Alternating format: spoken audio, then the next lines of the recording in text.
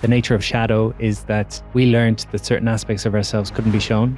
The boy who's told at 6 years old that boys don't cry finds ways of shutting down their grief. There's a lot of conversations about inner child work, but this inner teenager often gets left out of the conversation. It comes down to a couple of things. One is the other piece around the teenage culture is the idea that you're going to be insecure if you're not in connection to other people. A lot of people are walking around the world completely dysregulated, feeling completely fearful.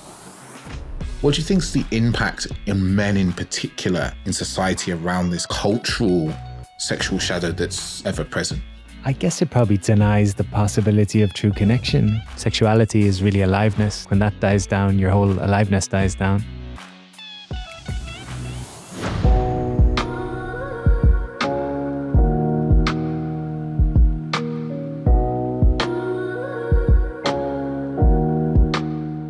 Before we jump into the episode, I want to let you know about my groundbreaking program, Breaking the Chains of Avoidance, a program designed just for avoidant men to help them from going from avoidance of relationships and love into deep connection and the abilities to create deep connection and lasting relationships, right? So if you're interested in this, if avoidance is ruining your dating life and your relationships, just go down to the description below and you can put yourself onto the wait list so that you can get a huge discount off when I launch the program in a few weeks. The program will be starting on the 22nd of April, so don't delay. Welcome back, listeners. Welcome back to it's actually a topic today that I haven't really got into real depth with anyone with for a long time. So I'm really looking forward to diving with a man I've had on this podcast before, a man I look up to and I see the work that he does in the world and the many different places he's doing his work, and a man I look up to and follow, and someone I really love to listen to and speak to, and someone I'm lucky enough to call a friend. Today we have with us Pat Divilly. How are you doing, man? I'm even better for hearing that. To hear that you appreciate my work is a blessing, and I appreciate your friendship too. So it's good to see you again. Yeah, man. Pat's been someone I've before we even spoke, Pat's one of these people that whenever you talk to anybody in this world of men's work or personal development in the UK and Ireland, everyone will tell you that Pat is one of the nicest guys you can happen to meet, and one of the most genuine and thoughtful, and everyone has glowing things to say about Pat, and everything that people say is absolutely true. Many of our guests I've had on before, I was even saying to Pat before we recorded it, I recorded a podcast on last week Thursday, and they were like, oh, we've been trying to do some men's work stuff, and I was like, oh, you probably know a few of the guys, and the first person's name they mentioned was Pat. So yeah, people always speak highly, and you're going to look forward to an absolute gem in this episode. And we're going to dive into, Pat's got a new book coming out, or out now. It's out now by the time you listen to this, it's out now, about shadow work. So we're going to dive into that topic and all the different edges of it, particularly pertaining to men, which is always the focus of the episode. But I'm going to dive in with a question. In your journey with shadow work, what was one of the hardest truths that you kind of had to face for your own practice of shadow work? It's probably ironic, being that you've just described me as one of the nicest guys in the industry, or whatever way you put it. But a difficult aspect of my shadow has been and continues to be the nice guy tendencies and the denial of my own anger and my own needs. For those unfamiliar with shadow, the context will be that the parts we were told were unlovable, we hide away, and we find a myriad of ways to keep that below the surface. And for me, being afraid of my anger and my power and my authentic expression has led to a multitude of ways of, the most common is people pleasing, and then ultimately resenting the person for not seeing me, when in reality I don't show myself a lot of the time. So that's been quite confronting. There's definitely been some difficult relational dynamics that have mirrored that back to me, that I just become bland and go along with whatever the other person wants to ensure that they stick around. But ultimately I don't show myself in that dynamic. So I'd say that's a big piece of work for me. And, as we know, if we don't give anger an outlet, it comes out in some way in our lives. What's been a kind of common thread for you in the ways that your anger does kind of seep out or leak out? I think anger turned inward becomes toxic shame. So I think there's elements of that. There'd be a very strong inner critic at times. There'd be a lot of Yeah, shame internally. That would certainly be one of the ways that it's been directed over the years. The other way would be probably being quite cold in cutting people out. Again, not expressing what's real for me and kind of putting forward a facade that everything's cool, I'm relaxed, I'm easygoing, I don't have any needs. And then growing resentment over time. And then rather than maybe having the conversation, just being a bit cutthroat and maybe cutting people, which when I step back and look at that, I realize how unfair a dynamic that is. Obviously, I'm trying to keep myself safe, but in that, it's very confusing for the other person that I've never expressed my needs. And then suddenly I've just left the building because they couldn't read my mind. So I would say it's those things. But mostly the anger will be turned inwards. That's been my pattern, at least. I go on the jiu-jitsu mats and I choke some guys out every now and then to move a bit of the energy, but it's the inner critic. I mean, I think that's what happens. It has to go out, it has to go somewhere, as you say. And that's true of any emotion. I have a friend who says that if you don't use the energy will use you. And it's a very simple way of thinking about it. But if we don't transmute that energy into something, it goes somewhere. So for me, it's always been directed back toward myself, I would say, unfortunately. This is something actually for my own life actually is very much the same. You know, I had to do a lot with the inner critic. It's like this way in which we don't act in the way that we kind of hold ourselves to the way that we want to be, and that can just be expressing ourselves, being open, asking for what we want. The typical way in which we view Ben is this kind of outward anger, isn't it? Like a kind of rage or uncontrollability. And I think the experience of should we call him the archetype nice guy, where the anger is pointed inward, is actually quite almost underspoken about, and then the harm it does. And I definitely know for myself, some listeners, you'd probably be surprised to hear this, but like my inner critic is like brutal about me. Like it will berate myself for the small mistakes, like even on a podcast episode for forgetting to ask a question or whatever it may be. Like it turns inward at me and keeps going. And I have to it's been a really long journey to kind of alchemize that. Otherwise it just starts to, like you said, it starts to really run how you operate in life. A question for you. So if we've got like a really strongly active inner critic, what are some of the signs that what are some of the outward signs that people might experience of us where that's the case? I guess the more obvious ones would be people that are self-deprecating a lot of the time, or have the perfectionist tendency where they always name their own mistakes, or they sell themselves short. They can't take a compliment or receive a compliment. There's a negativity bias where they find the loss. The way I always think about inner critic is that it's an internalized voice that we heard somewhere along the line. So a father or a mother or a teacher or a coach or a bully put some energy toward us and told us we weren't lovable. And we took that on, and it gives us back some level of control to internalize that voice and make it our own. And so the nature of shadow is that we learned that certain aspects of ourselves couldn't be shown. And so the inner critic's job, if you will, is almost to stand out in front of those aspects and protect us. So anytime we consider challenging how we see ourselves, so if I'm being a good boy in the world and good boys don't get angry, then if my anger wants to come online, my inner critic's going to step forward and have a way of keeping me away from that piece. So I always encourage people to think of their inner critic not as something in the way, but as something that's kind of pointing toward shadow, pointing toward the parts of ourselves that maybe we've had a hard time being with up until this point. So if you imagine everybody walking around you right now in life has been given a narrative as to what a good boy or a good girl is, and anytime they consider stepping out of that, and we'll all have a different rule book, their inner critic will step in and say, who do you think you are? And we'll hear all that messaging that's protective in a sense, because it knows that if we stay as we are, we'll be somewhat safe in the tribal hierarchy. But I think those are some of the things you'll see in people: the self-deprecating humor, the selling themselves short, the unwillingness to receive a compliment, the focus on performance all the time and what they're doing rather than how they are. That's what I see. What do you see, Dave? I was thinking of one of the things I see in myself and some of my clients, which is an outward, a kind of quietly critical nature sometimes towards people, particularly partners in relationship.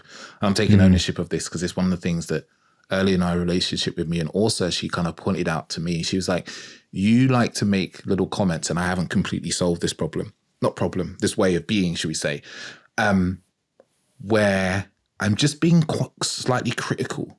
It occurs to me as being helpful and like trying to help someone be better. But actually, when you really listen to it, it's just like little comments of like, you could do that better. You could do this a bit better. You should do this differently. This is a better way to do that. This is a more effective way to do that.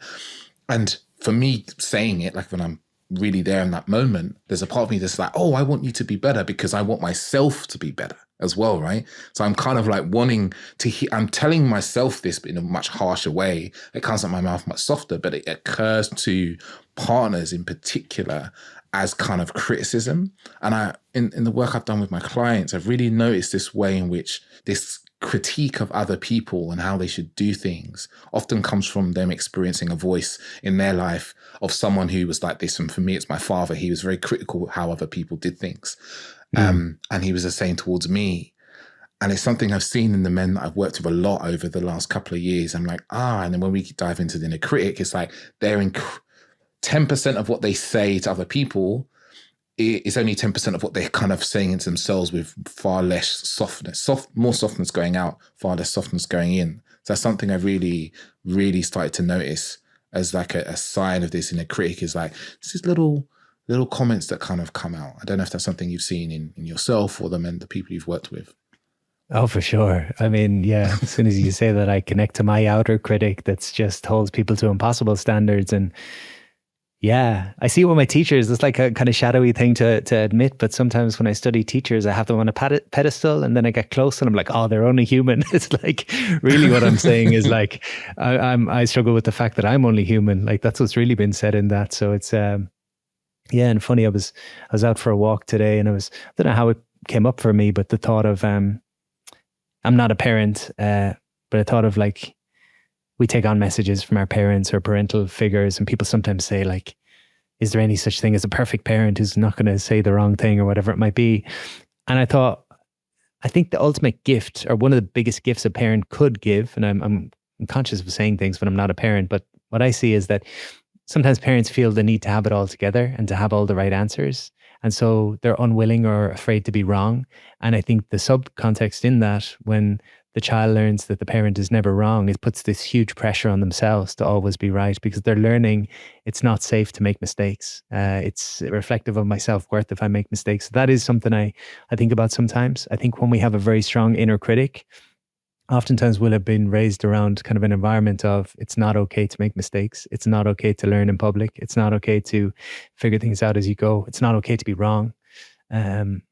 And obviously the way we learn in the world is through what we see mirrored. So if we don't see people in our life who are willing to try, who are willing to make mistakes in public, who are willing to be humbled by life, it's difficult for us to embody those things within ourselves.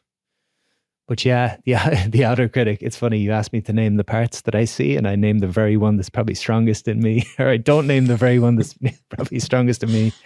But yeah, we project our own stuff out into the world, don't we, if it's difficult to see. Yeah. And I know I had no idea about it myself until, I remember Orsa mentioned to me, that would have been 4 or 5 years ago. And I remember she said it to me and I said, but it's really me trying to help and I want you to be, do things better. I know you appreciate, your personal growth mindset. And she just replayed some of the things I said back to her. And I was like, oh shit, like that didn't occur in my head in that way. Yeah. And I think this is one of the hard things actually, because I've seen this like I said, I've seen this with the men I've worked with, where when they've been confronted by their partners or friends, another part of the shadow, I think, that comes out, which is the defensiveness. Like you said, it kind of harks back to what you said about mistakes and not being able to acknowledge a mistake. In the moment when it was acknowledged to me, I was like, okay, yeah, that's something that's not great. But then there's this other part of us, this defensive part that can't be wrong or can never accept that we've made some sort of mistake, or, because like you said, we might have grown up in a household where mistakes didn't happen or they didn't get talked about, or we learned that one can never publicly make a mistake because that would lead to, all manner of terrible things. And I see this as a real issue for a lot of people in relationship, that when a mistake gets kind of brought to them or something, they counterattack. Instead of going, oh, actually, let me see where that is true. What comes out is this like, it's like a counterattack boxer, and it comes out with a couple of swings. Instead of being like, oh, let me see where this is true, it's like, no, I'm gonna palm that to one side, and I'm gonna jab, hook, and actually this can lead to this real escalation of just this triggering of shadow or triggering of egos in a dynamic of friendship or relationship. Mm. I think what you've just named there is probably the first step in working with that, is to know that defensiveness is something that we demonstrate. Most of us do, I think, at least. So having that awareness that defensiveness is a pattern for me, you know, about the Gottman Institute and the Four Horsemen, with their kind of, they've got this frame around a lot of us in conflict will go to either criticism, contempt, defensiveness, or stonewalling. Those are four very common destructive patterns, if you will. And so just having an awareness that, okay, when my partner criticizes me, I defend myself at all costs. Knowing that is the first step in creating change. It's like awareness and recognizing that before you're in the heat of battle, so that when you're actually in it, you can take a breath and say, okay, here we go. There's a part of me taking over here. And yeah, it's interesting maybe from an outside to explore it a little further and to reflect on, you know, a lot of us try to be better in the world or try to develop ourselves. We think about personal growth, and I'm leaning more and more toward the idea of personal understanding or personal acceptance. And if we were to take defensiveness as an example, when we're feeling grounded and we're feeling clear and we've got a little space, if we're willing to explore that, we might say, okay, what is the defensive part of me trying to protect? And, you know, it's my vulnerability. And how old is that vulnerability? Well, it's 6 or 7 years old. Even though I'm 37 now, it's the 7-year-old part of me that's trying to be protective, because he learned that when you're wrong or you get things, you're a bold boy. So again, it's back to that kind of thing of the very limited definition we were given as to who we need to be loved is being challenged. And having that awareness, I think, from an outside looking in, means the next time the defensiveness comes in, maybe I can take a few breaths and I can recognize, okay, there's a part of me in this moment that's feeling attacked, that's feeling vulnerable, that's scared.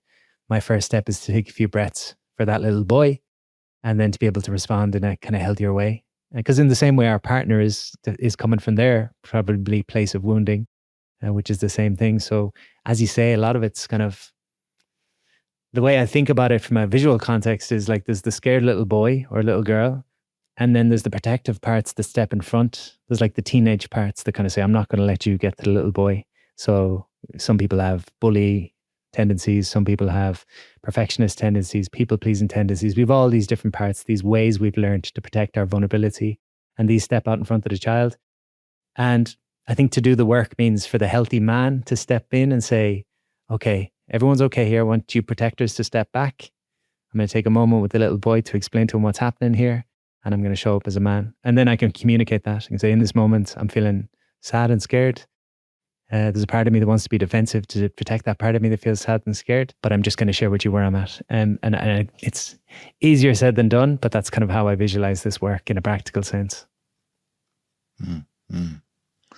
So it's really what I'm hearing here, what you say is like, and you've kind of touched on it upon before around the origins of our shadow is there's actually much younger elements of our psyche. You know, you talked about the little boy who might be, 7, 8, 9 years old. For a lot of people, they hear that and go, "Oh no, but like I'm a full adult. All of me is an adult." But I'd love you to go into a bit more depth there, actually, because before I say anything, I'll just let you go into a bit more depth about that. The phrase I come back to repeatedly is that we all mature biologically, but sometimes get frozen psychologically or emotionally. And in a practical sense, what I mean by that is the boy who's told at 6 years old that boys don't cry finds ways of shutting down their grief. So there's kind of two things that happen. There's a somatic piece. So there's a body-based piece where we learn that when the sensations of sadness come up, we tense our body, we stop breathing, and we close off our throat. So sound, movement, and breath shuts down. Our body almost becomes trapped in that posture, and we build our bodies around the holding patterns. So this is the body-based piece. And then the psyche, in all its genius, says, when I cried, it wasn't safe. And so I'm going to find a way of protecting that vulnerability by becoming somebody that can protect that part. So I become an overachiever, and then that protects that part of me. So you've kind of got two pieces there. And then that part is frozen in the background. So the little boy at 6 or 7 that learns that boys don't cry, we get better at the things that we practice. So if I don't practice being with my grief for 20 years. I shouldn't be surprised that at 26, I'm in a relationship and I can't be vulnerable with my partner or show any emotion. Because yeah, I'm 26, but there's a part of me that never got space to develop. That's how I think about it. The same as many things. I mean, probably a silly example, but you could be 15 and playing football for 5 years. You've got 5 years of football experience. You could be 50 and never have played football. And so the 15-year-old's got more experience than you. You know, it's how much experience do we have in different realms. And the more we were told we had to be a certain way, the more a smaller box we will put ourselves in. So there's many different aspects of being human that we just haven't got practice in. And there's a vulnerability in that, of course, because we want to be good at things. We want to be efficient. We want to see the logic behind it all. So I think that's the challenge in men's work in terms of the emotional landscape, you know. And I've been humbled even with this, you know, despite doing this work. Sometimes I'll work with a client who's in his 80s and we'll tap into a part of him that's like 12, that's been running his life for decades. It's like, wow. For some reason, there's a part of me that's surprised that someone's inner child is still with them every step of the way. But yeah. So there's parts of us that get really frozen, like you said, frozen in time, like a time capsule, you know, the little emotional parts of us or experiential parts of us that get kind of locked in to part. And I'm going to just talk about myself here. I can see that there's a part of me around mistakes. For me, it's like making a mistake and being kind of told off. So it's like it's a part of me that still thinks I'm 6 years old and my dad's telling me off for not being able to read. Or my impression of him is him telling me off for not being able to read a particular word correctly. So wanting to hide any mistakes, but then that leads to that little part of me there. And then there's a protective part of me that's like, well, don't put yourself out in the world too much, you know, because then people are going to see your mistakes. So then you're going to get found out. That causes me to procrastinate in my life as well with my work and various other aspects that can lead to me, even in my own relationship, maybe hiding from closeness and intimacy because, oh, maybe I'll get something wrong. Like there's really this like multi-layered way in which the frozen parts of us or the parts of us that get suppressed or pushed into a shadow then affect the multiple areas of our lives that are really important to us.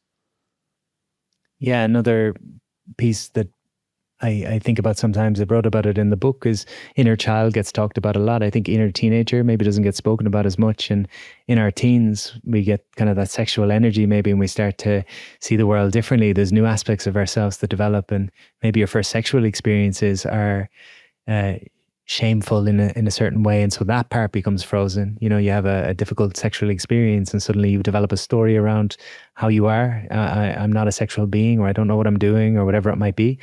And that part gets frozen. And there's probably not too many of us in the world that are actively going out and having the humility to put our hand up and say, I need some support in this area, you know? So it's same thing. You know, so many aspects of our life. The first time we cried, the first time we got anger, the first time we had sexual relations, oftentimes the first times, you know, how we are in group dynamics is another kind of aspect that I sometimes encourage people to explore. Like, who do you become in a group? Because sometimes we have these unconscious ways that we just show up. Sometimes people are the funny guy that breaks the tension for everyone. Some other people kind of watch back. Some people are the caretaker. And all of these are, it's not about living in your head trying to figure this stuff out all the time, but it's interesting just to notice some of your patterns. And ultimately, I think the question is this pattern supporting the man I'm looking to become? Because we've mentioned a few of our protectors already. The protectors, I think, it's really important to bless them and not to shame those parts or beat those parts up, to say, wow, up until this point in my life, this has been a genius strategy. The 6-year-old, I really love the 6-year-old boy in me who recognized that this was a way of me staying safe in the world. But now it's my turn to step in and sort of update the software, if you will, and remind him, or update the hardware, whatever analogy you want to use. This helped me, but it's that idea that what got us here won't get us there. And I think the purpose of life is around individuation, which is becoming your authentic individual self. And that requires peeling back some of these layers and asking, is this really who I am choosing to be in the world? Or is this a reaction to my youth? And some of the reactions to the youth are the stories of, I'll never be like my father, or I'll never be like my mother. And so we just flip to the opposite, which again is not authentic because it's a reaction rather than a choice. So all of this work really is about consciously choosing, like, who do I want to be in the world?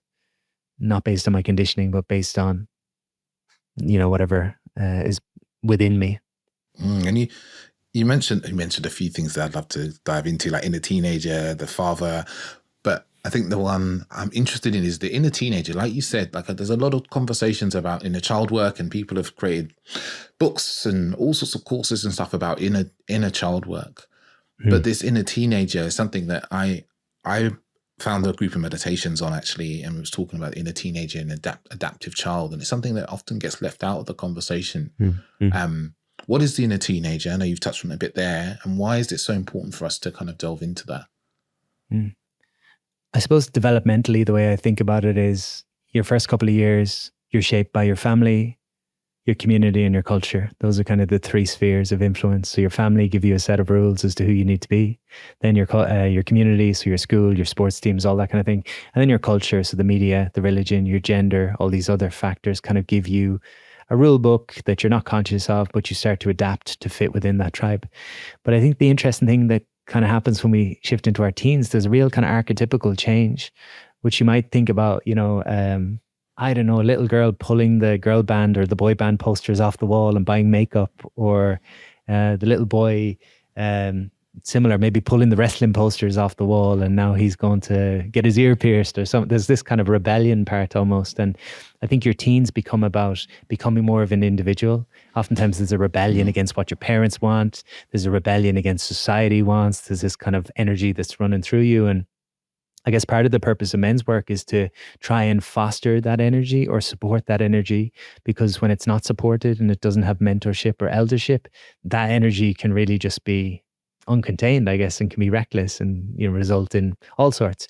And so that's the importance, I think, of mentorship for teens. But it's a time where there's sexual interest comes online more so.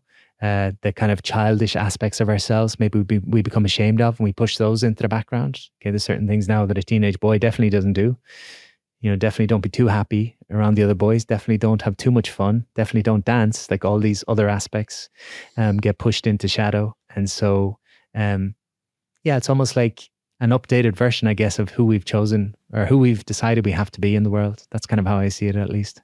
Yeah, it's interesting you say about freedom and rebellion, because I kind of had this same theory about like every person in their life must rebel. I think every person must rebel against their parents' way of living or choices. Like and usually we do this in our teenage years, like we seek freedom through the way we dress, or like you said, piercing an ear, or the way we speak. And often, it's very common for teenagers to have like quite difficult relationship with their parents. And I sometimes see in men actually who have never done this. They're kind of still living under their parents' like eyes, or the way their parents think they should live, or hiding the parts of themselves that are rebellious.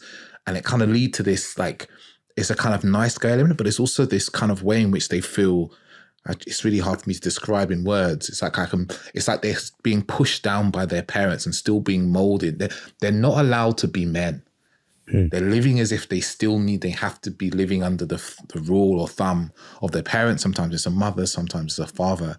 And it's like a underactive almost kind of inner teenager that's never really gone, I'm going to be an individual. And what does that look like in my life? But then I also see what I've seen with them is actually then there's a sexual repression often. It goes in two directions always. Either it's completely repressed and they've really not advanced into sex, or they've overindulged, but there's a hiding. So sometimes it's like porn addiction. Sometimes it's levels, not really sex addiction, but like a very active sexual life. But then there's always a hiding about it because there's still this feeling that they're not really allowed to. Mm-hmm. There's two pieces potentially in this. One is the idea of the midlife crisis. A friend of mine renamed it the midlife liberation. He says you get to a point where you just don't care anymore. You do whatever you want, which is nice. But another way of thinking about it is, if as a teenager, I don't have that space to individuate a little bit, to show a bit of myself, to figure out who I am, if there's none of that there and I'm kind of crowded, and then my whole life starts to be built around kind of how I'm perceived or how I'm seen. Because there's a lot of that in the teenage energy. How does the world see me? I guess that's a lot of the energy there. The child is playful and there's some innocence there and there's some just kind of presence maybe there. But I think the teenage is a real insecurity with being a teenager. At least that was for me. But if in your teenage years you start to define yourself by how you're seen, how attractive you are, how successful you are, and these kind of metrics, and you never have an internal sort of experience of yourself, you then go into the workforce, maybe you get into a relationship, and again, that part has gotten frozen in time, that never got to actually fulfill his needs. And what can happen then in the 40s or 50s is what we call the midlife crisis. Is the guy leaves his partner, buys a sports car, and gets a younger partner. And effectively, it's the idea that it's not the 50-year-old man that's making the decisions, it's the 15-year-old boy who's making childish decisions. And I think the same could be true maybe sexually, with like, sometimes we'll project our stuff onto the screen. So with porn, if people are kind of curious about what's the type of porn I gravitate toward, I went to a therapist at one point, and he's in his 80s, and we were talking about porn a couple of years ago, and he said, "What type of porn are you watching?" I was like, "Oh, I don't remember." He just looked at me. He's like, "What type of porn are you watching?" I'm like, "Oh, I'm something." And he wasn't letting it slide, but he would basically figure out what was happening in your life based on, at least what your shadow was kind of projecting onto the screen. So if you felt disempowered in your relationship, maybe you're watching porn where the men are very dominant, and it's giving you that sense of dominance through the screen, which is kind of an interesting piece as well. So yeah, same thing. It's like, what aspects that could be an inquiry, maybe. What were the aspects of myself as a teenager that I didn't get to express? And rather than an unconscious midlife crisis, could I consciously bring them back out and find a practice? That could be like joining a jiu-jitsu gym, if that's something you always wanted to do, and you consciously choose to bring that into your life as an adult, or starting art classes, or like that's choice rather than kind of reactivity. And I think if we don't make choices in life and actually listen to these impulses, the impulses take over, and then we end up oftentimes acting them out in unhealthy ways. Yeah, the choice. I love that, because and I'd love to get your view on this. I think as a society, we're often locked in this teenage phase of life. Like, we don't get out of this teenager phase where we're really concerned with how things look or what people think of us. And we, chasing freedom, chasing money, like all the things that we kind of believed as teenagers would give us the life that we want. And like, I don't think it's just on an individual level. I don't think it's just men. I think women have a slightly different shadow, which is really about looks. And yeah, looks is a big, part of that. But there's also this kind of like societal shadow, I think, that sits on us, of like almost like an immaturity, not just at the society level, even a world level, of like a way of being that's kind of immature, that just feels like we're, as you said, it's like teenagers running the world, So often I look at, when I do read the news, which is very infrequently these days, sometimes I look at the pictures of world leaders, and I just imagine what they look like as teenagers, or what they might have experienced, like, you probably would have been 13 at school, and you might have been bullied because everyone knew who your dad was, and your dad was really rich and wealthy, and everyone knew you were only in the school because of who your dad was. And you probably were a bit lame, a bit boring, not particularly sporty, and it would have been hard for you at school. And now that you're an adult, you're like wreaking revenge on the world for the way that you might have been treated when you were 13. Yeah. I'm thinking of all the boys that own the tech companies. That's what comes to mind when you're in there. Yeah, it is. I think it is a teenage culture. And I think it comes down to a couple of things. One is, if we haven't done our healing work, then we're all walking around trying to protect the more vulnerable aspects of ourselves. So by proxy of that, we're showing up in our teenage parts. So I'm trying to impress you, you're trying to impress me. And those two parts trying to impress each other are never going to impress each other, because they're not happy in their own skin. And so behind that, there's the parts that can actually connect, which is why in the moments of vulnerability, true connection happens. And something I share sometimes is that, if we're in conflict or there's tension in some way, I can make 1,000 assumptions about your experience, about what you're feeling, what you're thinking, what you're perceiving, how you're trying to judge. I can make so many different assumptions. The only thing I can be sure of in that moment is the feeling I'm experiencing. And that's the very thing that I find hardest to reveal in those moments. So it's like, if I can have the vulnerability to say, I'm scared in this moment. I'm scared that you're going to think I'm a certain way. And then that opens up the door. But the other piece around the teenage culture is the idea that, like, maybe decades ago, people's lives, I think, were about the village. They talk about this. First and foremost, it was your village. So supporting your community. And then secondarily, it was your family. And then thirdly, it was yourself, the individual. And that whole thing has shifted on its head. So back then it would have been, there's 100 of us in the village. Everyone's got a role. So there's a baker, there's a I don't know, podcaster, there's a postman. Everyone's got their own role.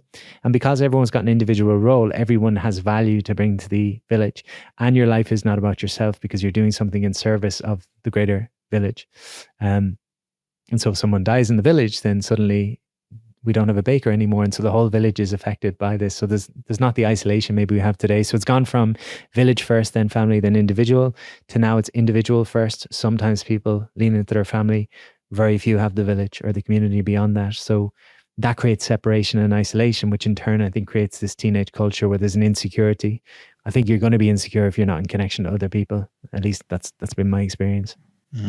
It's me, like a me first attitude, but not in this kind of me first that we often talk about in what's quite healthy, is like putting ourselves first, but actually me first in a kind of more selfish way or protectionism, but also in the selfish way than supporting others. Like, let me get mine before anyone gets theirs, which, you know, I was listening to a book called The Psychology of Money. And I found the book really fascinating because right at the end of the book, I think it might even be the last chapter, or the appendix even, he charts the shift of, in the US, of the mentality around money.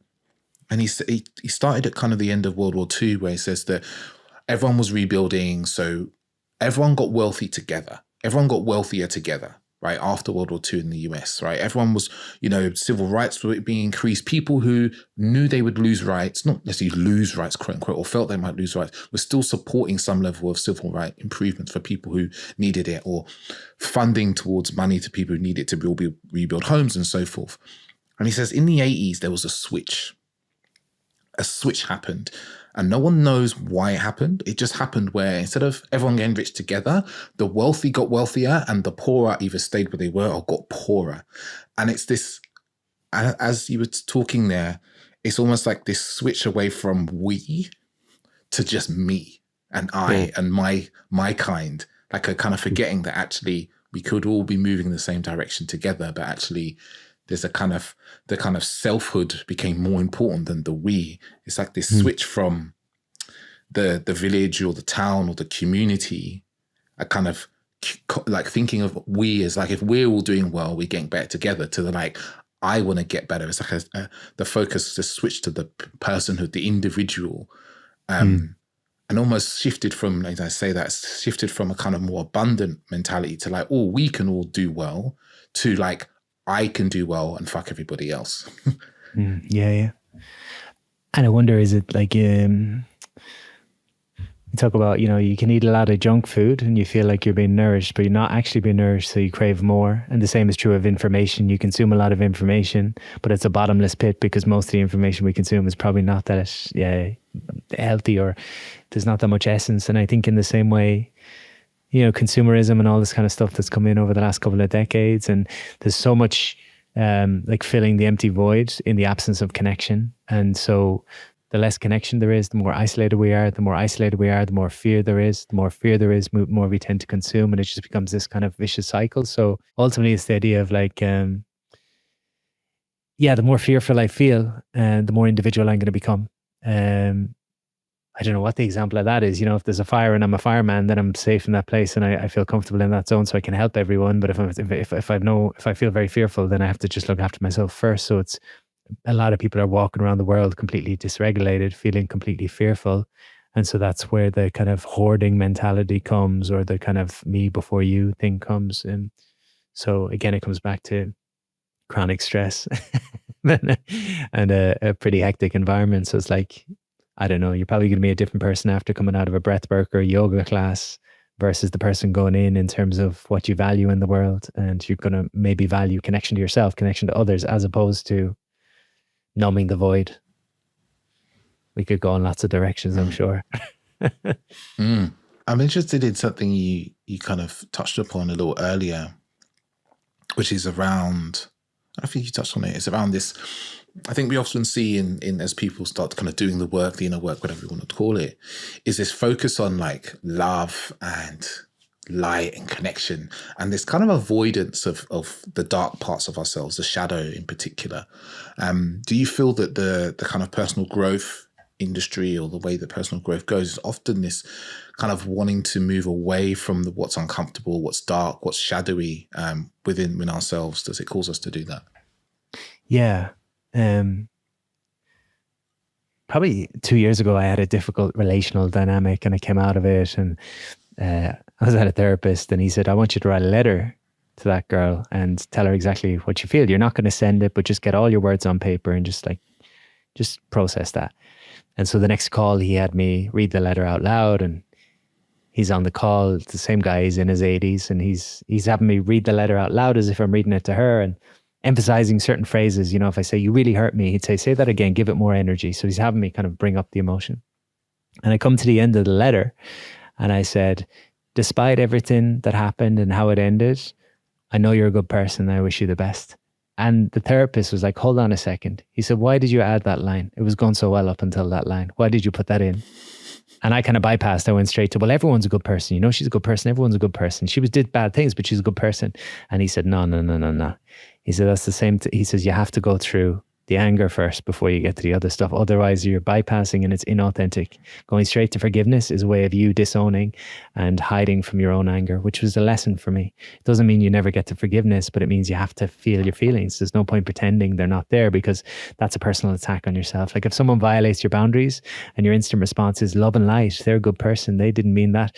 You know, someone's getting attacked in that, and it's you. So I think it is how we're conditioned. Again, it's like good boys, good girls, don't get angry, don't get sad, don't, you know, all this kind of stuff. So, and the personal development. I mean, I tried to pitch a book to my publisher and they said, what's the book about? I said, anger and shame and grief.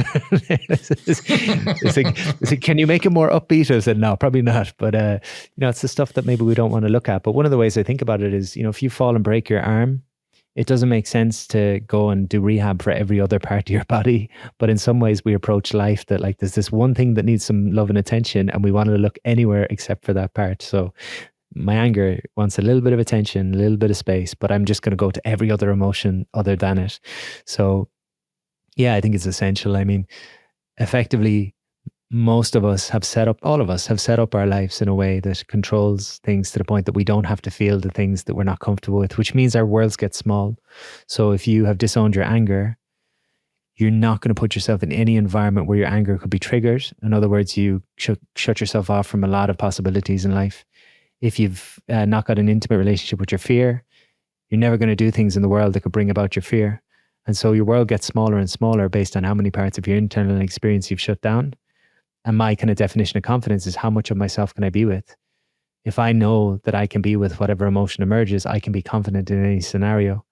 It's the fear of the feeling that's going to pull my confidence away. So I think that's the work. I mean, I think the first maybe 30 years of your life is about, you know, being successful and like finding your path and all that kind of stuff, and like having a linear path and doing what everyone tells you to do. I think then there comes a time where you say, okay, there's a little bit more to it than this. And I can just keep going on this same path, or I can actually explore what's driving it. Sometimes I meet guys and they're like, oh, I wish I'd come to this 10 years ago. I'm like, nah, everything comes in its right time. And it's the same thing. What got you here won't get you there. But you've gotten to this point with everything you know. Imagine what you could do with what you don't know. Yeah, it's reclaiming wholeness. It's like, who am I really? I really love what you said about how we keep our lives small.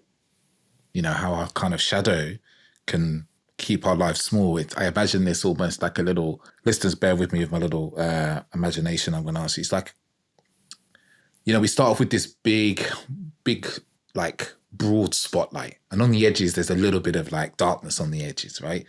But what starts to happen is like as more of the darkness swallows up our light, we end up with this just like a little pin of light and a big piece of darkness. And that little pin of light is really where we're living. We're allowing ourselves to live. And the darkness can live our anxieties, our fears, our worries, our lack of belief in ourselves, all these things.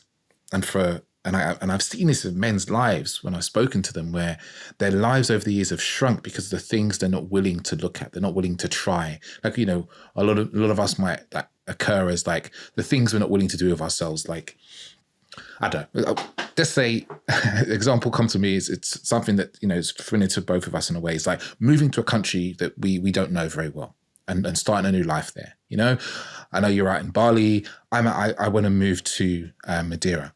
the number of people I know that say to me like, wow, that's such a brave thing for you to do. Like, I can't believe you would just like up your life and leave. But to me, it's like, it's an expression of living.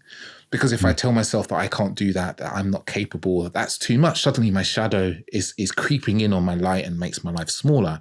Or when I went traveling for 2 years and I quit my job to do that, people are like, my God, that's a crazy thing to do. You should never do that. It starts to shrink your life and you have all these things around you. Or I'll throw in one more, which is when I quit my corporate career and, you know, just became a coach. And suddenly you have all these people walking around the world where their light was once so broad, so big, so shiny and so beautiful. But what they've allowed with time or just through things that occurred is their life to kind of shrink into this little pin light in the middle, but with all these things around them that they're not willing to really look at, to delve into, that have shrunk their world into this tiny little spot that they kind of shuffle around in a circle. Yeah. And it's kind of a two-way experience whereby the more you do in the world, the more environments you put yourself in, the more unfamiliar places you go to, the more you allow yourself to be in places where you'll fail, and you'll like go to a dance class, go to a jiu-jitsu class, try a pottery class, like put yourself in places you haven't been before, and you'll meet parts of yourself you haven't met before. As you meet parts of yourself you haven't met before, you'll open your world to possibilities you haven't seen before. So it's this beautiful kind of, but it all revolves around kind of leaning towards your fear. One other bit, we talk obviously a lot about shadow, but one bit that probably is useful for people to maybe shine light on as well, for lack of a better word, is the idea of golden shadow, which is that we don't just shut down the anger, the grief, the sadness, the aspects that we might deem bad. We also shut down the parts that we were told were too much. So we talk about that kind of boy moving to teenager. It could be even younger. And maybe your father says, you're playing around, you're being playful, you're being fun. Your father says, grow up. And you're told to grow up a little bit sooner than maybe you should have been told to grow up. And in that moment, maybe you lose your innocence, you lose your playfulness, you'd lose your humor, you lose all those get locked in the box. And we struggle with those kind of more alive expressions later in life. So there's just as much gold as there is, if you want to call it dark, on the other side. And the way of seeing these things is, if you look to the people you admire the most in life, they're mirroring back the aspects of yourself that maybe need to come a bit more alive. So there's a reason 100,000 people will go to see Coldplay or Ed Sheeran on stage, is because there's aspects that are being mirrored back to them that are showing them their potential. And there's a reason we'll judge the politician on stage and have, you know, thoughts about them, because again, we're projecting aspects of ourselves that we're not comfortable with onto them. Funny, I was thinking back to your example from earlier where you talked about the outer critic that maybe nitpicks, and in a way, that's like a control mechanism, that there's an anxiety in this that I don't want to feel. But if I micromanage or I show them how to do it better, I don't have to feel this thing. Or in therapy, I remember Gabor Mate saying that if the therapist hands you a tissue, the tissue is not for you. It's for them, because they're not comfortable with you crying. So it's interesting, the things that we do to avoid feeling the things that we don't want to feel. It could be the parents that's afraid to be wrong. They don't want to feel the vulnerability of being wrong, so they project control and perfection. So yeah, everything we do is a means of protecting ourselves. And protecting ourselves means hiding from the parts that we think are dangerous or scary. Yeah, and it's as you say that, I think of, for some reason I'm drawn to like this part of the shadow that's kind of sexual, because I think is a real important aspect of the shadow. It's not just kind of personal, but also, you know, runs up to kind of, like I said, it's like a global shadow that we have around sex, and you can blame religion and so forth. But I think back to, you know, how many of us never had a conversation with, and never maybe will have a conversation with our parents about sex. They never spoke to us about it because they felt so uncomfortable about talking about it. So we never received a conversation that was loving and kind. And in turn, we perceive that as meaning that there's something wrong with sex, there's something dirty about it, right? And then we kind of generationally take sex and put it into our shadow, because that's what we've seen around us or seen from our parents. And then this sexual shadow, this part of our shadow that kind of houses the sexual elements of us, carries on through generations and generations, and out, not just through generations, but into friendship groups and into relationship and all sorts. I'm not sure if this ties in, but a kind of interesting thing I came across recently was this idea of again, maybe inner child, inner teenager, the fact that like the Disney stars and stuff that people watch growing up as kids, once they hit their teens, they become hypersexualized by the industry. And so the people that have grown up watching them, it's like overnight everything changes, and it almost forces the inner teenager to lose their innocence and the teenagers that are watching from the outside. So it's, again, yeah, I guess it points to an unhealthy expression of that's where we're getting our education, or porn is where we're getting our education, or whatever it might be. Yeah, I would say sex is a huge aspect of the cultural and collective shadow. As you say, through religion, through media, through gender roles, all the stuff that we've taken on. There's so much to unpack there. I think for me at least, I think the big thing with sex is, again, the idea that like most things, if you want to improve at them, you probably okay, I'm going to go to a personal trainer. But it's a pretty foreign concept for the mainstream to think, well, I'm going to go to a sex coach, or I'm going to go to a tantra workshop, or whatever it might be. So, and it's such a vital part of our lives. Sexuality is really aliveness. Like when that dies down, your whole aliveness dies down. One of the biggest shadows, yeah. Mm-hmm. Yeah. I see that. It's this so steeped in kind of religion and culture, and I kind of see that everything is sold through sex. Most things are sold through sex. You watch TV, and there's for some reason, not far from where I live, there's a bakery, and I can't remember the chain, but there's a picture of a woman, and they're selling some donuts, right? And in the picture, she almost looks orgasmic. It's like an orgasmic joy she's showing, but it's donuts, right? Like, okay, they might be nice donuts, but there's these hints of it. There's like these little, like, we call it passive aggressive. It was aggressiveness, but it's like this little bit of sexuality that we pepper in everything without really wanting to really talk about the sexual nature of our being, and like kind of unraveling that. What do you think is the impact in men in particular, in society, around this kind of cultural sexual shadow that's ever present? I guess it probably denies the possibility of true connection, where there's a lot of that kind of hypersexualization drives a lot of charge, like a lot of charged energy. If we think about, everything's energy, our anger is an expression of energy. Our sadness is a different expression of energy. Our sexuality is an expression of energy. If this is hypercharged, kind of is stimulus-based, like visual kind of representation of what sex is and what sexual energy should be and how it should look and all this kind of stuff, I think it pulls away from the possibility of actual connection that comes with the vulnerability and all the other aspects that we've talked about earlier. I think that's the piece. Obviously, you could say all the standard things we hear, that it's like changing our picture of what sex should be and how a woman should look and all, all this kind of stuff. There's that too, of course. But again, if you come back to inner teenager, that's when we got our first imprints, if you want to call it that, of how it should look, how it should be, all that kind of stuff. And those early imprints become kind of the lens through which a lot of people will see their sex life for the rest of their life. So they'll never mature beyond that. And also, obviously, I think it creates weak men if you want to look at the idea of like what we're controlled by, or what you see all these people complaining about OnlyFans and stuff. And a lot of them are the people that are paying for OnlyFans. So it's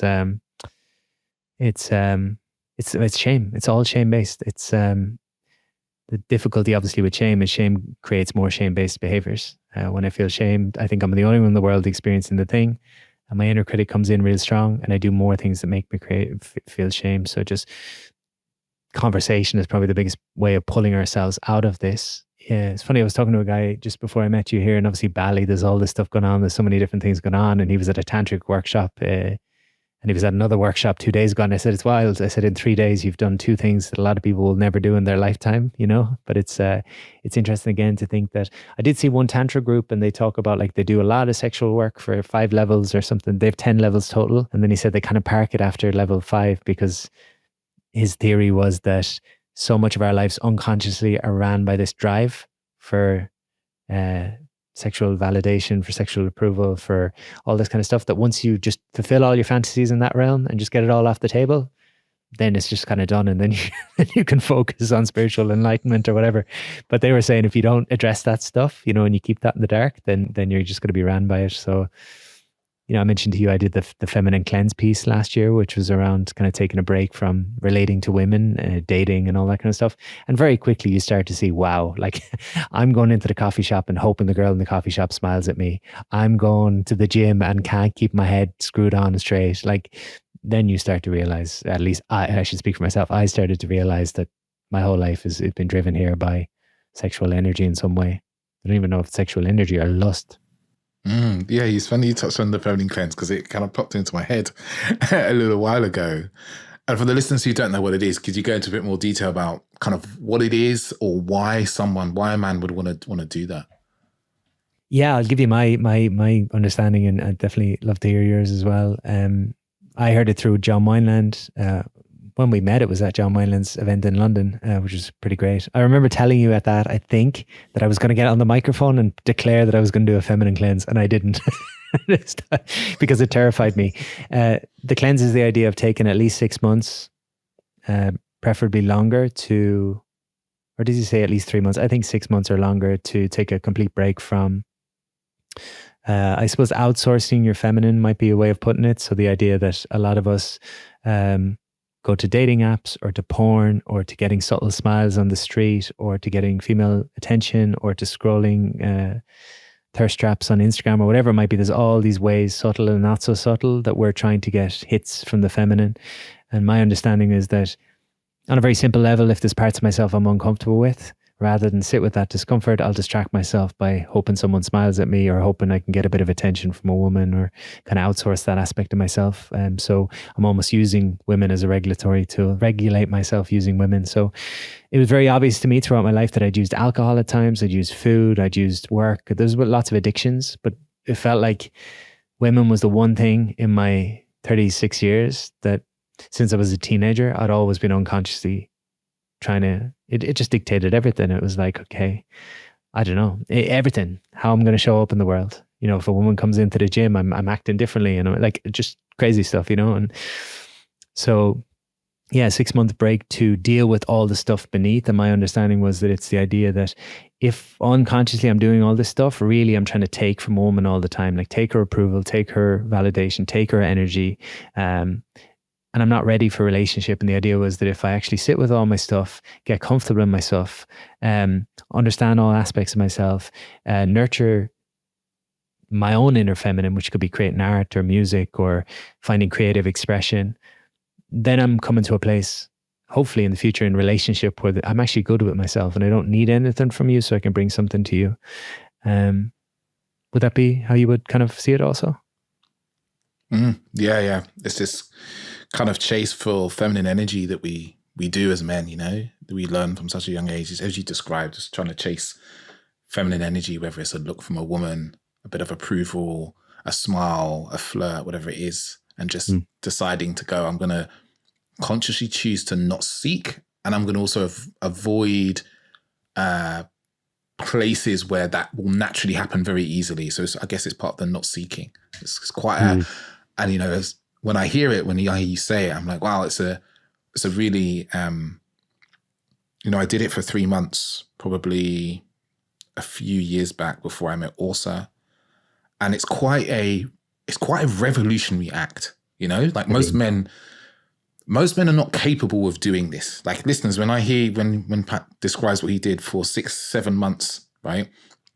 This is like, most men couldn't do this for 3 weeks. Because it's hard. It's challenging, right? Yeah.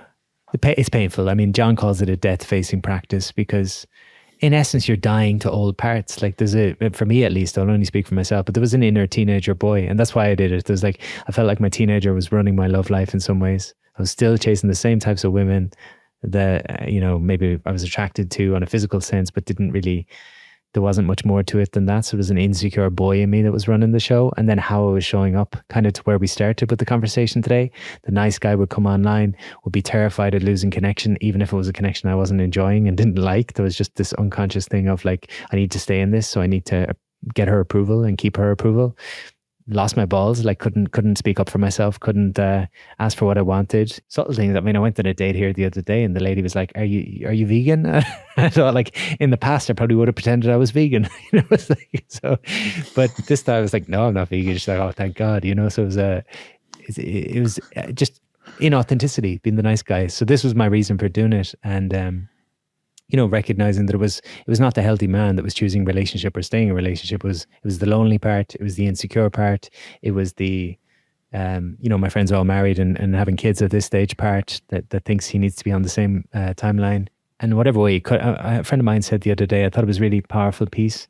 He said, anything you bring into your life from an inauthentic place, you have to remain inauthentic to keep that in your life. And I thought, oh, that's good. So if I inauthentically attract a woman by pretending to be a certain way, I need to remain inauthentic if I want to keep her in my life. So that's what I was doing. So it was about getting comfortable with me and finding my power. I felt like I was so powerful and clear in my work and in other aspects of my life, and then everything would just fall apart in relationship. And I thought, I don't want to keep doing this. So it was a powerful 7 months and painful 7 months at times. But yeah. What was one of the most painful moments or set of moments?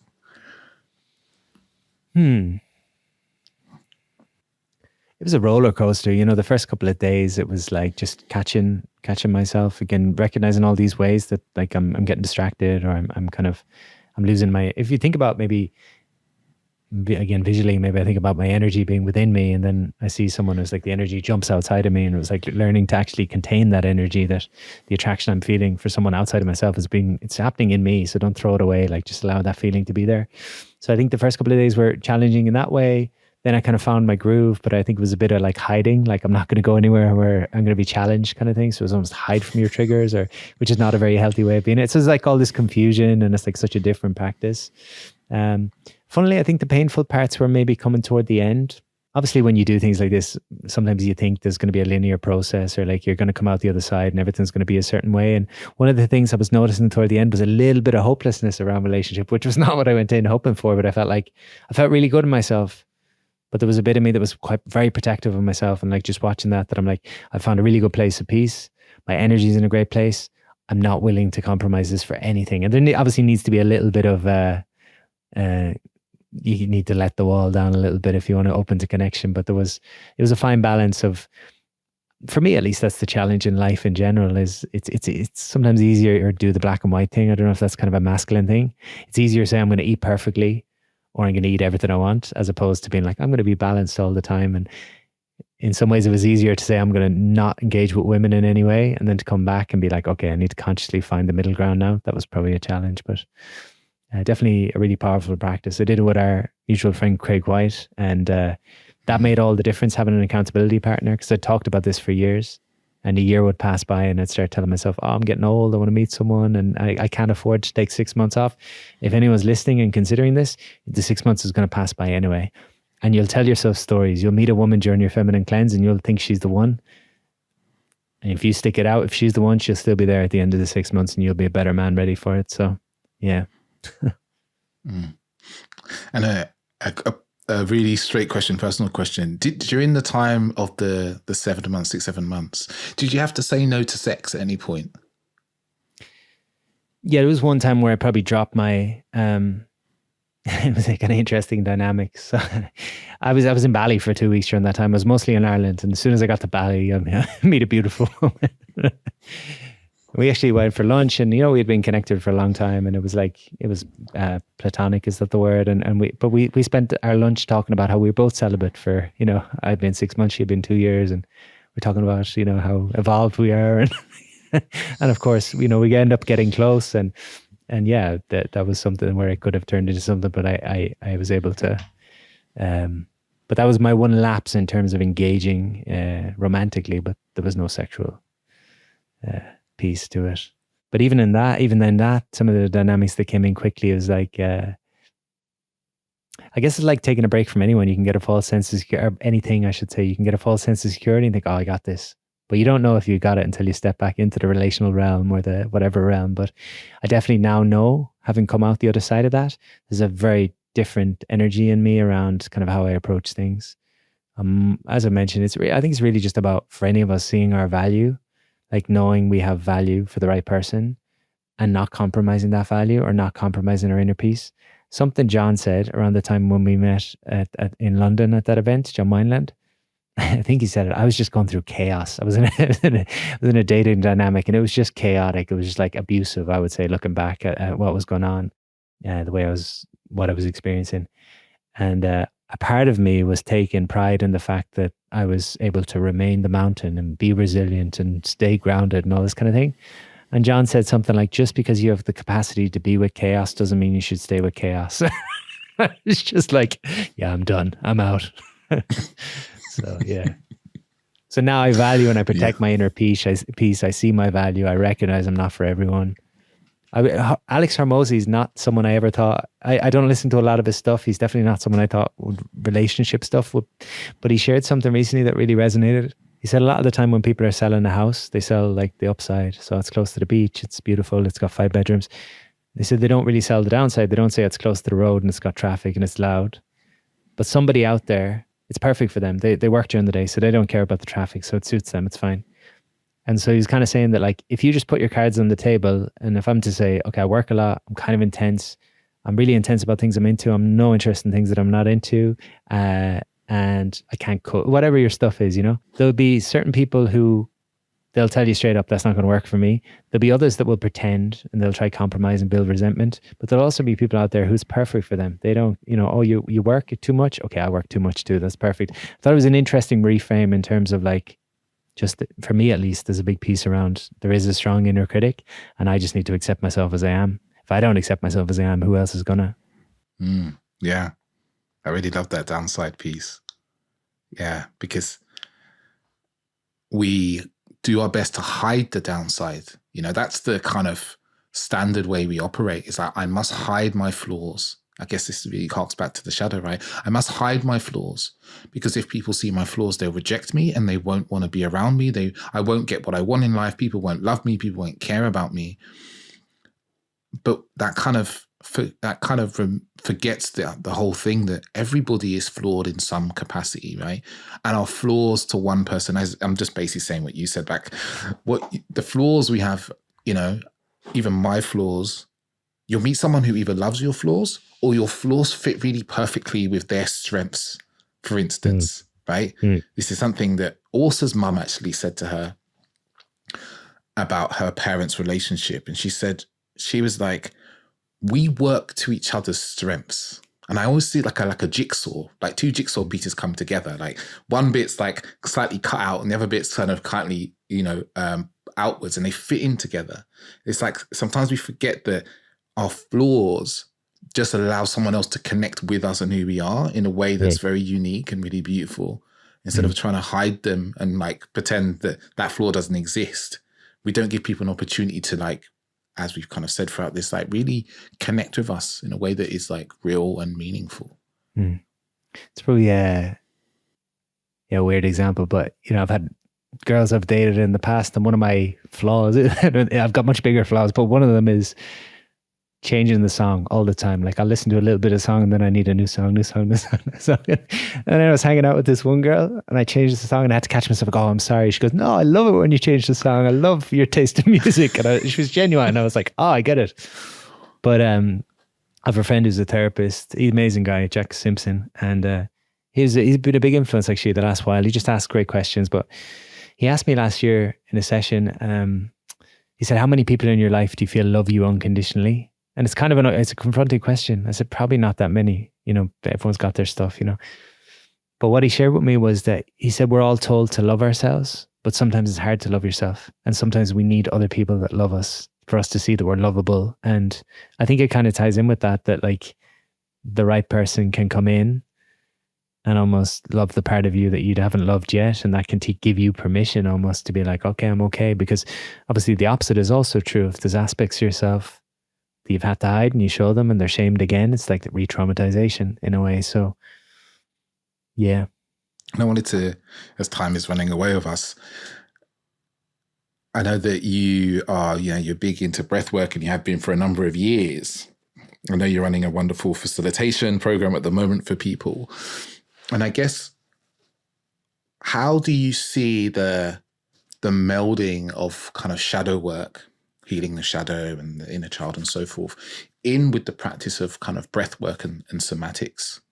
Some people will say like the body is the shadow, or the body is the unconscious, in the sense that if I trigger you, before you have a thought about what that means, you're going to have a feeling in your body. Like there's something being remembered in your body. So when you're triggered, maybe there's tension in your chest, there's tightness in your throat, there's a knot in your stomach, there's heat in your face, there's sensations happening. So the body is remembering something.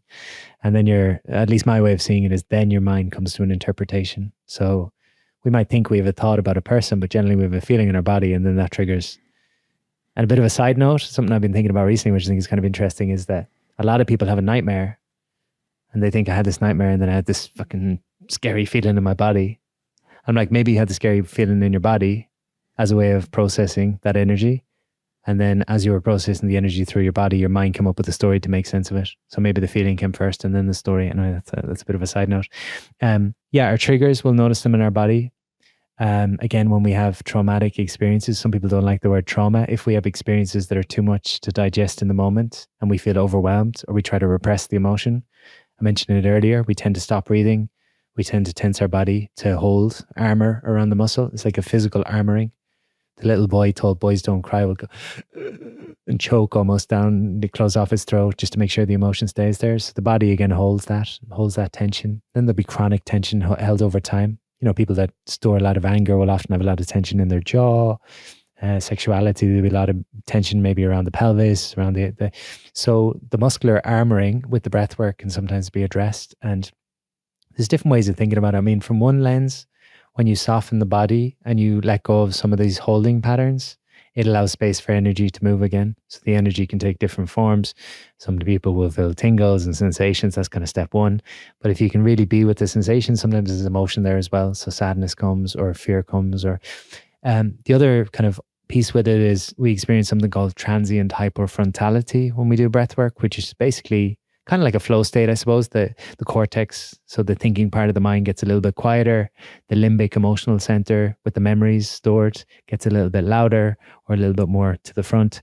And so that allows us to process what's there. So for me, that's the value. Shadow remains outside of the conscious awareness. So if I only stay with my conscious mind, I'm not really going to get to the good stuff, because I'll see my shadow again in the things I project onto other people, in the things that trigger me and upset me, in the recurring cycles in my life, in the feelings I have before I turn to my addictions, in the holding patterns in my body. It's a little bit out there for people, but like people could communicate with their body. So rather than look into your head for answers, if you had anxiety, you check in, what's happening in my body? There's tension around my sternum. And I would ask that part of my body, what's happening for you? Or what are you trying to tell me? And let the body speak rather than and again, that could be a stretch for people at first, but I'd encourage people to give it a go. It could be, I'm going to record a podcast. I feel tension in my sternum. Consciously, I'm like, oh, do some breaths or something, but I just check in. Okay, what's the tension? I'm afraid. Okay, what are you afraid of? I'm afraid you're going to say the wrong thing. Okay, that makes sense. And working with the body in that way. So that's where I see the connection. If you think about the iceberg, the idea of like above the water is the conscious mind, below the water is the unconscious. Similar with the breath. If the breath is shallow, it kind of keeps us up in the head. If the breath deepens, it drops us down into the body. And the body ultimately is where life is lived. That's where all the emotions are housed. Yeah. Yeah, such a fascinating connection. And then I know almost at time, it's just like so often we see the body is just this casing to carry around our head, to carry around our mind, and I feel there's a real shift towards the mind being a tool of, the soul, or in conjunction with the body, and not so much that the mind is the boss of everything and knows everything and has an awareness. Because so often, people talk about what they know and what they think they know and why they're doing the things they're doing without really consulting into like the deeper reason behind, like what's the shadow reason that you were unkind to that person in that moment, or what's the emotional piece about why you were unkind to that person in that moment. Where actually beyond the conscious mind, there's so much wisdom for us to understand ourselves better and to have more inquiry about who we are. And bringing the body and the breath into it is just like such an obvious thing to do to really push us into a deeper understanding of who we are and our consciousness and an awareness of ourselves. Mm. If for people the idea of the energy or holding patterns in this kind of language is a little bit like alien or feels too much, very simple way you could think is you've probably had an experience with a partner or an ex-partner where you say, what's wrong? And they say nothing. And they say the right words. So consciously they're saying there's nothing wrong, but you can feel the tension in the room. You can feel, because we mirror off each other. So we create the same tension in our body that our partner is holding potentially. And you've had experiences where you're around a friend who just feels so safe, and it's nothing that they say, it's just their presence. And that's again the result of the unconscious, so the result of what's going on below the iceberg. So that's the value, I think, is we've all made decisions that actually, maybe one other example that might be useful. I had a friend who went to ISTA. I think you've done an episode about ISTA, right? Yeah. It's funny. He was a French guy. He says to me, I buy so many condoms for the ISTA, and then my body says no. I arrive, my body does not want to. But so his head had all these ideas, like, I'm going to go have so much sex at this sex fest. And then he got there and his body was just like, no, it's not the time. He started listening to his body. But he said there was one exercise, I won't give away the exercises, but something like, he said they would listen to the facilitator speak, and the facilitator said, listen from your head.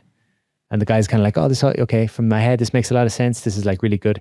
And then they said, listen from your body. And I think they gave the same presentation, and his body was telling him, I don't trust this guy. And we've all probably had that experience. Again, the sleazy sales guy who has the great advice, but you can feel something in you that's like, no, this is not it. So this is the wisdom of, and the starting point for that, even if it's not a big breathwork experience, it's just on a daily, just notice those things where there's a disconnection between consciously what I'm thinking and what I'm feeling in my body. And then just allowing a bit I think awareness is the first step with any change. So noticing your patterns is the start. Thank you, Pat. Thank you for all your wisdom today, and like really like moving across all these different parts of the topic of the shadow. And, so many, the listeners, I'm hoping you realize that, like, you might have thought that the shadow was just this thing that's like, it's just out there. But through this conversation, you've come to realize that it's everything. The shadow has tentacles in every aspect of your life. We've talked about relationships, we've talked about sex, we talked about friendships, we talked about parental relationships, like careers, choices, where you live, where you don't live, like all these different places that the shadow will be influencing and maybe shrinking your life, who you are, your confidence, your self-expression, your levels of freedom in the world. And it's like the shadow, getting into this and doing work around it is so vital for our own just like ability to live authentic lives. So I imagine now, Pat, the listeners are wondering where they can hear more about you, know how to work with you, how they can join up to your breathwork training. Thank you. One exercise I'd love just to leave people with, a very simple one, I think it could be useful, is if you think about three things you really take pride in, three aspects of yourself you really take pride in, and then just find what is the opposite of each of those things. And then just do a little exploration as to where the value might be in each of those things. So for example, if I say I take pride in my work ethic, the more we're prideful of one aspect of ourselves, typically the more shadowy the other aspect. So if I'm proud of my work ethic, oftentimes my quote unquote laziness goes into shadow. So ask yourself, where might that be valuable? And maybe it's that I would actually rest, and right now I keep getting burnt out. Or you can bring it into sexual. If I identify with being a loving, tender partner, what's the opposite of that? Being rough, maybe, for example. Might there be value in that in some contexts? And, oftentimes it's just about merging the difference. Anyway, that's what I want to finish. Yeah, if people want to find out more, the new book is out. It's called Shadow Work. It's on Amazon, all good bookshops outside of Amazon. And my Breathwork facilitator training is full for now, but we'll go again probably next year. It's patdivilly.com is my website. And thanks for having me on, Dave. I notice a playful and kind of joyous energy in me speaking to you, and I don't always have that doing podcasts. So I appreciate you. No, man, it's been a pleasure, man. Like, listeners, Pat is a man who is so well, like, practiced in all these areas. Like, it's such a joy to speak to you, and like the depth of knowledge, the depth of experience, and where you've gone with yourself. It's just like testament to like what you've put into your work. And it's always a pleasure to speak to Pat and spend time with you. Thank you, Brad. Well, listeners, you've been in for a little treat with this episode. And this is probably, again, I know I often say this now, but it's probably an episode you want to share with somebody. Like, there's probably someone out there that you've heard, maybe it's something about confidence or self-expression that actually this person could use. Maybe Pat's book, you could send it to them as a gift. It's a wonderful gift to give to people. but someone you could share this episode with, they get some value, and maybe they feel maybe not so alone in the struggles that they're having, because, you know, sometimes as people, like we struggle alone and we think we're the only people dealing with certain things, and we're not. We're all dealing with things. So feel free to share this with somebody in your life who's meaningful to you or not so meaningful, depending. But thank you for listening, and I will see you next week. Ciao, ciao.